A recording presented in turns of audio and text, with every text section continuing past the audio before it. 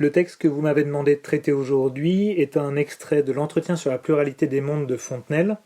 Fontenelle est un auteur particulier parce qu'il est parfaitement à cheval entre le XVIIe et le XVIIIe, puisqu'il naît en 1657 et meurt en 1757 avec une belle longévité.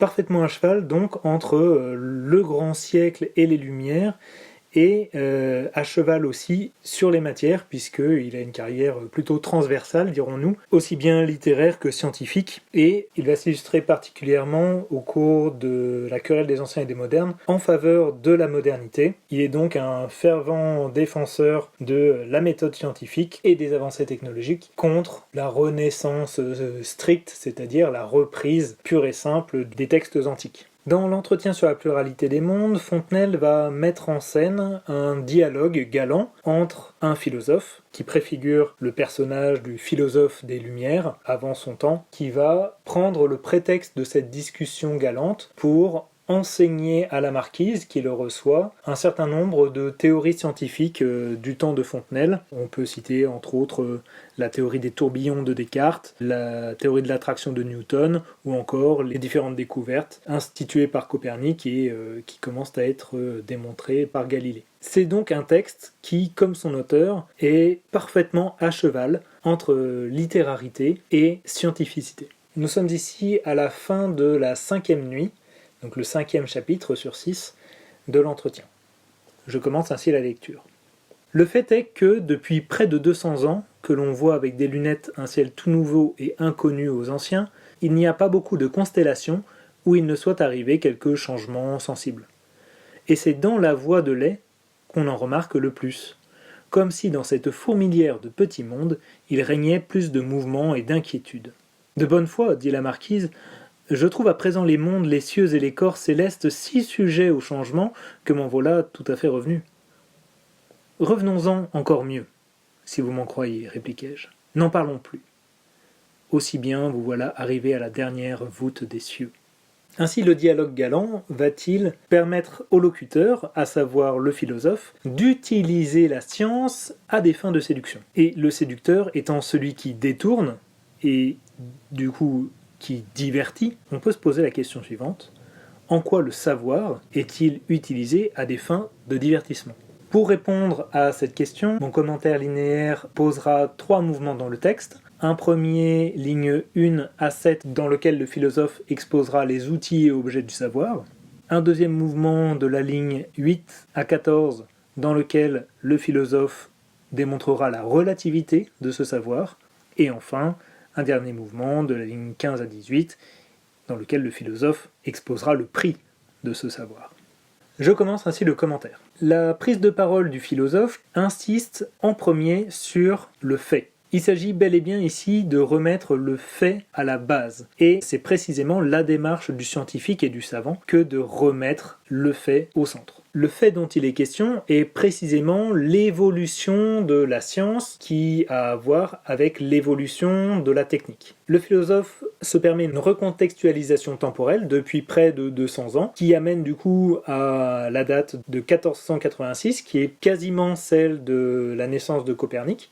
Donc c'est à ce scientifique-là qu'il fait référence ici. Donc depuis près de 200 ans que l'on voit avec les lunettes un ciel tout nouveau. Donc c'est grâce à Copernic et à l'invention de la lunette astronomique que va s'ouvrir une nouvelle compréhension, interprétation du ciel, d'où l'adjectif nouveau ou superlatif absolu, tout, interprétation astronomique, qui va s'opposer absolument à celle qu'en avaient les anciens, c'est-à-dire les philosophes et du coup les savants antiques. Et en cela, on peut bien voir la prise de parti de Fontenelle du côté de la modernité, qui est liée véritablement à son bagage scientifique. La révolution copernicienne va être celle par laquelle on va passer d'un ciel immuable à un ciel en mouvement. C'est ce qui va être dit à la suite. Il n'y a pas beaucoup de constellations où il ne soit arrivé quelques changements sensibles. Donc, c'est un ciel qui est en changement, on va noter la double négation, il n'y a pas où il ne soit arrivé, une double négation qui va avoir un sens positif et qui va insister précisément sur la multiplicité de ces changements, des changements qui sont sensibles, c'est-à-dire qui peuvent être perçus par les sens grâce aux lunettes astronomiques, et des changements qui sont de nature différente, précisément à cause de l'indéfini quelques changements, un défini qui est ici au singulier, qui montre que ces changements sont de nature différente, mais que ces changements sont très nombreux. La conjonction de coordination à valeur adjonctive et va permettre au philosophe de recadrer son discours du ciel, ligne 1, à la voie de lait, qu'on appellerait la voie lactée. Et ça va permettre aussi de recadrer les observateurs de Copernic d'une part, à un on indéfini d'autre part. Donc c'est par Copernic que tout le monde, aujourd'hui, peut remarquer ce que lui a été le premier à voir. Et ce qui est intéressant ici, c'est la dernière partie de la phrase qui repose sur une comparaison comme si, et sur une métaphore, la fourmilière de petits mondes, qui vont commencer par la comparaison à montrer une partie un peu plus subjective dans le discours, et par la métaphore, commencer à instituer dans le discours scientifique une rhétorique plus ou moins galante. Cette rhétorique galante va se poursuivre dans l'utilisation de la sileps, qui va être la figure principale subordonnée conjonctive circonstancielle de comparaison, comme il régnait plus de mouvement et d'inquiétude, puisque l'inquiétude qui devrait avoir un sens psychologique, moral, le fait de s'inquiéter pour quelque chose, est ici pris au sens propre, puisque l'on parle du ciel, donc l'inquiétude c'est l'absence de repos, et donc bel et bien le mouvement permanent. Mais ce qui est intéressant, c'est de voir que, dans la rhétorique galante, ce mot va pouvoir avoir les deux sens simultanément, de la même manière, il va appeler un deuxième sens de mouvement, puisqu'on parle de mouvement céleste, mais on parle aussi de mouvement d'humeur, et donc au fur et à mesure de l'exposé du philosophe, il va y avoir de plus en plus de subjectivité et de plus en plus de rhétorique galante qui va se démontrer. L'objet du savoir est bel et bien le ciel, l'objet du philosophe, en tout cas l'objet de ce philosophe, c'est plutôt la marquise à laquelle il parle.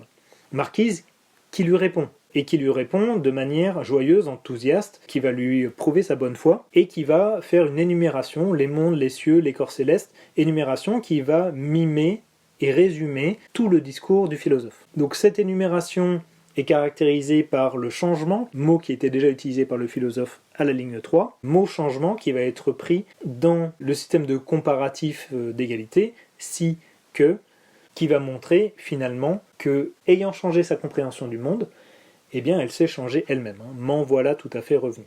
Le philosophe a bel et bien fait mouche, puisque d'une part, il a effectivement fait l'exposé scientifique, et d'autre part, il a commencé à séduire la marquise à qui elle a fait son exposé. Cette rhétorique galante fonde la bascule de mon premier à mon deuxième mouvement, puisque, précisément, le verbe revenir, m'en voilà tout à fait revenu, va être repris, revenons-en encore mieux, formant ici ce qu'on appelle une concaténation, donc la reprise du même mot en fin de réplique et en début de réplique suivante, concaténation qui va fonctionner en sileps, puisque la marquise disait qu'elle avait changé son point de vue, le philosophe ici annonce qu'il va changer de sujet. On remarque, toujours dans la rhétorique galante, la figure du chiasme, elle en est tout à fait revenue, revenons-en encore mieux. L'élocution encadre la reprise du verbe revenir en polyptote. Il faut changer de sujet, il ne faut plus parler de ces mondes, de ces cieux, de ces corps célestes, pour la raison que il n'a plus rien à en dire. Là encore, on peut noter la rhétorique galante avec le jeu sur vous voilà arrivé alors qu'elle vient juste de dire qu'elle en est revenue, qui va montrer un petit peu le contraste, le paradoxe. Vous voilà arrivé à la dernière voûte du ciel, ayant fait un aller-retour astronomique, peut-être serait-il temps de visiter le 7e ciel à deux. Là encore, on retrouve dans cette rhétorique galante la métaphore de la voûte du ciel, alors même que c'était la conception antique du ciel qu'être voûté. On sait à l'époque de Fontenelle que c'est un peu plus complexe que ça.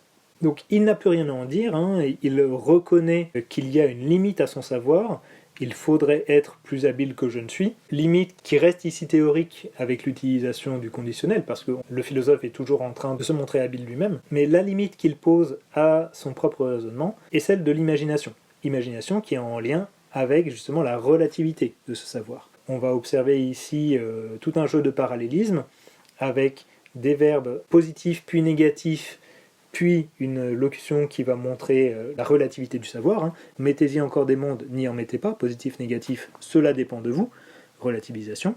Des pays invisibles qui peuvent être ou n'être pas positif, négatif, si on veut, relativisation. Dans cette partie du discours, le philosophe va montrer véritablement que l'ensemble de ce qu'il a dit est à relativiser, puisque en fait elle devient maîtresse de ce savoir. Ce savoir est devenu une connaissance en quelque sorte, et cette connaissance, eh bien, elle va pouvoir la montrer ou ne pas la montrer. L'important est d'avoir cette connaissance. Il me suffit d'avoir mené votre esprit aussi loin que vont vos yeux.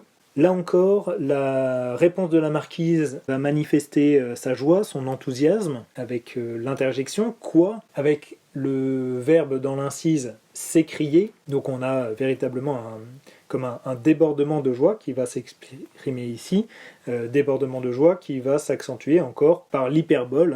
J'ai dans la tête tout le système de l'univers, et le constat, je suis savante. Donc il y a véritablement eu un transfert du savoir depuis le philosophe jusque dans la marquise, et quoi qu'il soit relatif, la marquise est définitivement dépositaire de ce savoir. Je passe ainsi à ma troisième partie, dans laquelle le philosophe va être plus explicite quant au changement de sujet. La réplique de la marquise montre qu'il n'a pas véritablement réussi à l'amener sur le terrain qu'il visait, à savoir celui de la galanterie, donc il va être plus explicite. Oui, vous êtes savante, vous l'êtes assez raisonnablement. Il est intéressant de noter toujours dans la rhétorique galante l'usage de la sileps, donc elle est savante raisonnablement puisqu'elle fait usage de sa raison, mais elle est aussi raisonnablement savante parce que finalement elle est toujours moins savante que le philosophe lui-même. Mais le vrai intérêt, c'est la relativité de ce savoir, ou la relativité possible de ce savoir. Vous l'êtes avec la commodité de pouvoir ne rien croire de tout ce que je vous ai dit dès que l'envie vous en prendra. Et en effet, on peut interpréter ici cette réplique comme une critique de la cour, qui serait dans l'apparence, dans le paraître, et pas véritablement dans les éléments importants de savoir. Et c'est précisément ce qui lui jouera un tour par la suite, c'est la mésaventure avec laquelle s'ouvrira la sixième nuit. Elle a dit à des personnages de cour ce qu'elle a appris, et on lui a ri au nez. Donc il y a ici comme une critique de la cour, mais aussi comme une mise en garde du philosophe quant à ce savoir. Un grand savoir implique de grandes responsabilités, évidemment, mais aussi et principalement parce que ce savoir est relatif. Si le savoir a changé entre les anciens et les modernes, eh bien il est possible que le savoir change à nouveau. C'est le système des révolutions paradigmatiques. Suite à cette mise en garde de la marquise, le philosophe va expliciter le prix qu'il donne à cette transmission de connaissances. Je vous demande seulement pour récompense de mes peines de ne voir jamais le soleil, ni le ciel, ni les étoiles, sans songer à moi. On va revenir dans l'énumération à la progression qui avait été suivie dans la démonstration précédente. Le but galante devient explicite. Il s'agit pour le philosophe de l'avoir marquée, éventuellement de l'avoir séduite, au moins par son savoir. Et on peut noter là encore le retour de la figure de la double négation, ne voir jamais sans, qui vient souligner le trait galant. Sans compter l'encadrement de la phrase par la première personne, je au début, moi à la fin, qui va venir encadrer la phrase pour se mettre en valeur. En quoi le savoir est-il utilisé à des fins de divertissement ? Alors, premier élément d'importance, c'est l'insistance qui est donnée à la relativité du savoir. Et en cela, le savoir est bien utilisé à des fins de divertissement, puisque si le savoir est relatif, on peut s'en divertir, on peut s'en amuser, et c'est précisément ce qui est fait ici, puisque le discours du philosophe avait initialement pour but de distraire en amusant, et cette distraction, eh bien, elle va se voir ici avec la joie, l'enthousiasme de la marquise pour ce savoir. Deuxième élément, c'est que le savoir va divertir la marquise, précisément parce que il va la détourner de ses préoccupations de cours, et là on peut noter comme un paradoxe, puisque finalement le savoir va la divertir du divertissement, et du coup va la recentrer sur ce qui est précisément important. Cependant, ici le discours scientifique a aussi une visée de séduction, et en cela il constitue un divertissement puisqu'il est lui-même une diversion amoureuse. C'est ce qu'on va retrouver avec la prégnance de cette rhétorique galante à travers les doubles négations, les chiasmes, les métaphores, etc., qui vont véritablement insister sur cet usage séducteur et par le même divertissant du discours scientifique. En effet, si le séducteur est celui qui détourne du droit chemin, entre guillemets, eh bien le philosophe, c'est lui celui qui détourne de l'erreur. Et en cela, il est intéressant de noter l'identification qu'il peut y avoir entre la marquise et le lecteur, puisque l'un comme l'autre, par le biais du divertissement, ils vont être séduits et acquérir un certain nombre de connaissances. Pour ce qui est de la question de grammaire, vous m'avez demandé de traiter la syntaxe de la phrase complexe, lignes 11 à 13. Ici, nous avons bel et bien une phrase complexe puisque nous avons plusieurs verbes conjugués et donc plusieurs propositions. Le plus simple dans l'élucidation de la syntaxe de la phrase complexe est de commencer par ce que l'on sait introduire des propositions subordonnées. Alors ici, nous avons un pronom relatif à la ligne 12, qui, dont on sait qu'il introduit forcément une proposition subordonnée relative. Donc cette proposition subordonnée relative va corréler un certain nombre d'éléments, 3, par l'intermédiaire des deux conjonctions de coordination à valeur alternative ou. Donc cette proposition subordonnée relative sera qui peuvent être ou n'être pas si on veut ou être telle que l'on veut. Simplement, à l'intérieur de cette proposition subordonnée relative, on va avoir deux verbes conjugués qui vont être introduits eux-mêmes par des conjonctions de subordination, à savoir si ou tel que. Et ainsi, on peut noter si on veut, qui sera une proposition subordonnée conjonctive circonstancielle qui indique une condition, et tel que l'on veut, qui est elle aussi une proposition subordonnée conjonctive circonstancielle qui indique une manière. De la même manière, nous avons le comparatif aussi loin que qui introduit un verbe conjugué, vont, et ainsi aussi loin que vont vos yeux va constituer elle aussi une proposition subordonnée conjonctive circonstancielle qui va noter pour sa part une comparaison. On a un problème avec le début de la phrase, avec un « que » ligne 12, « que ces grands pays invincibles », dont il est difficile de postuler qu'il introduise une proposition, tout simplement parce qu'il n'est pas suivi d'un verbe conjugué. En fait, ici, c'est un piège en quelque sorte, puisque cette proposition principale est en fait écrite avec ce qu'on appelle un tour emphatique, et un présentatif, c'est que, qu'il ne faut pas interpréter comme introducteur de proposition. Et donc, c'est proprement l'empire des philosophes que ces grands pays invisibles. Tout ça va constituer la proposition principale numéro 1 qui va gérer la proposition subordonnée relative qui gère elle-même deux propositions subordonnées conjonctives circonstancielles. Il nous faut ainsi une proposition principale pour la proposition subordonnée introduite par le comparatif. Cette proposition principale, ce sera ce qui précède, il me suffit d'avoir mené votre esprit. Simplement, ici on a un infinitif passé, avoir mené, qui possède lui-même un COD. Avoir mené quoi? Votre esprit. Ainsi, ce groupe va constituer de facto une proposition infinitive, qui est forcément une proposition subordonnée conjonctive, qui occupe elle-même une fonction COD, il me suffit quoi d'avoir mené votre esprit, et qui du coup sera une proposition infinitive complétive. Ainsi, nous avons deux propositions principales dans cette phrase. La première qui va diriger une proposition subordonnée relative qui dirige elle-même deux propositions subordonnées conjonctives circonstancielles, et la deuxième qui dirige une proposition infinitive complétive et une proposition subordonnée conjonctive circonstancielle.